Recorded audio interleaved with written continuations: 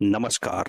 स्वागत है आप सभी का आज की वीडियो में। आज हम चर्चा करेंगे एनसीईआरटी द्वारा प्रकाशित कक्षा छठी की हिंदी की पाठ्य पुस्तक मल्हार के पाठ 11 चेतक की वीरता के प्रश्नोत्तर के बारे में। तो आइए शुरू करते हैं सबसे पहले पाठ से। और इसके अंतर्गत पहला विभाग है मेरी समझ में, जिसमें पहला प्रश्न दिया गया है। अब हम इस कविता पर विस्तार से चर्चा करेंगे। आगे दी गई गतिविधियां इस कार्य में आपकी सहायता करेंगी। पहला प्रश्न है, नीचे दिए गए शब्दों का सटीक उत्तर कौन सा है, उसके सामने तारा बनाइए। और प्रश्न पहला है, चेतक शत्रुओं की सेना पर किस प्रकार टूट पड़ता था। पहला विकल्प है, चेतक बादल की तरह शत्रु की सेना पर वज्रपात बनकर टूट पड़ता था। दूसरी पंक्ति है, दूसरा विकल्प है, चेतक शत्रु की सेना को चारों ओर से घेर कर उस पर टूट पड़ता था। तीसरा विकल्प है, चेतक हाथियों के दल के समान बादल के रूप में शत्रु की सेना पर टूट पड़ता था। और चौथा विकल्प है, चेतक नदी के उफान के समान शत्रु की सेना पर टूट पड़ता था।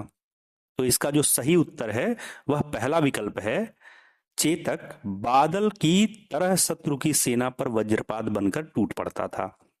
इसी के सामने तारा बनाएंगे। दूसरा प्रश्न है, लेकर सवार उड़ जाता था, इस पंक्ति में सवार शब्द किसके लिए आया है। पहला विकल्प है चेतक, दूसरा विकल्प है महाराणा प्रताप, तीसरा विकल्प है कवि और चौथा विकल्प है शत्रु। तो यहां इसका उत्तर होगा दूसरा विकल्प महाराणा प्रताप। इसके सामने तारा बनाएंगे। अब इसी विभाग में दूसरा प्रश्न है, अब अपने मित्रों के साथ तर्कपूर्ण चर्चा कीजिए कि आपने ये ही उत्तर क्यों चुने। तो पहले प्रश्न का उत्तर हम इस प्रकार लिख सकते हैं कि कविता में चेतक के बारे में एक पंक्ति आई है कि विकराल वज्र में बादल सा अरि की सेना पर घेर गया, जिसका अर्थ होता है कि चेतक बादल की तरह शत्रु की सेना पर वज्रपात बनकर टूट पड़ता था। अतः पहला विकल्प सही होगा।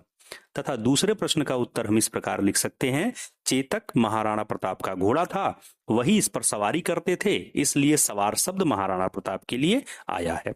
आइए अब चलते हैं दूसरे विभाग में, जिसका नाम है पंक्तियों पर चर्चा। दिया गया है कि पाठ में से चुनकर कुछ पंक्तियां नीचे दी गई हैं, इन्हें पढ़कर समझिए और इन पर विचार कीजिए। आपको इनका क्या अर्थ समझ में आया। कक्षा में अपने विचार साझा कीजिए और अपनी लेखन पुस्तिका में लिखिए। तो पहली पंक्ति है, निर्भीक गया वह ढालों में, सरपट दौड़ा करवालों में। इससे हमें क्या समझ में आएगा, हम उत्तर लिखेंगे कि वह निडर होकर युद्ध के समय भयानक भालों और तलवारों से सुसज्जित सेनाओं के बीच में जाकर उन पर प्रहार करता है। दूसरी पंक्ति है, भाला गिर गया गिरा निशंग, है टापों से खन गया अंग। तो इससे हमें क्या समझ में आया, हम उत्तर लिखेंगे कि घोड़े की टापों से दुश्मन के शरीर घायल हो गए, उनके भाले और तरकस सभी जमीन पर पड़े थे। आइए अब अगले विभाग की ओर चलते हैं, जिसका नाम है मिलकर करें मिलान। कविता में से कुछ चुनकर पंक्तियां नीचे दी गई हैं, अपने समूह में इन पंक्तियों पर चर्चा कीजिए और इनके सही भावार्थ से मिलाइए।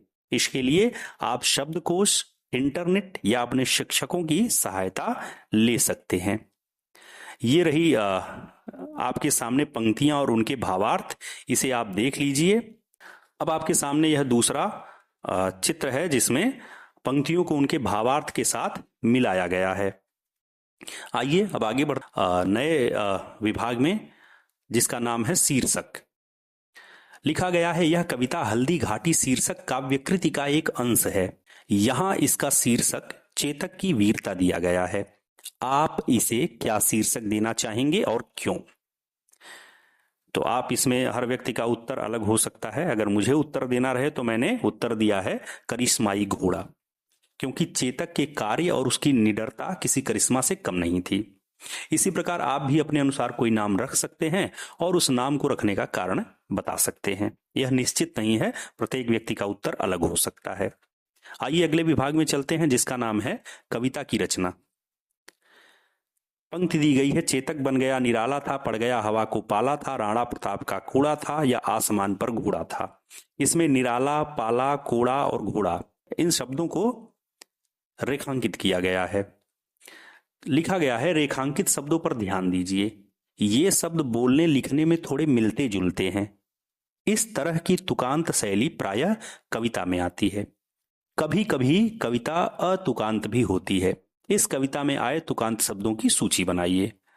तो आप जब कविता को पढ़ना शुरू करेंगे तो जहां एक जैसे स्वर मिलते दिखाई देंगे, जहां राइम्स मिलती दिखाई देंगी, वे उन शब्दों की सूची हमें बनानी है। तो आप एक तरफ से देखते जाइए, जैसे उड़ जाता था, मुड़ जाता था, चालों में, भालों में, ढालों में, करवालों में, यहां वहां, जहां तहां, कहां, लहर ठहर, निशंग, अंग, दंग, रंग, ये जो सारे शब्द हैं ये तुकांत शब्द हैं। तो आप इन्हें उत्तर में लिख सकते हैं। आइए अगले विभाग में चलते हैं, जिसका नाम है शब्द के भीतर शब्द। एक पंक्ति दी गई है, या आसमान का घोड़ा था।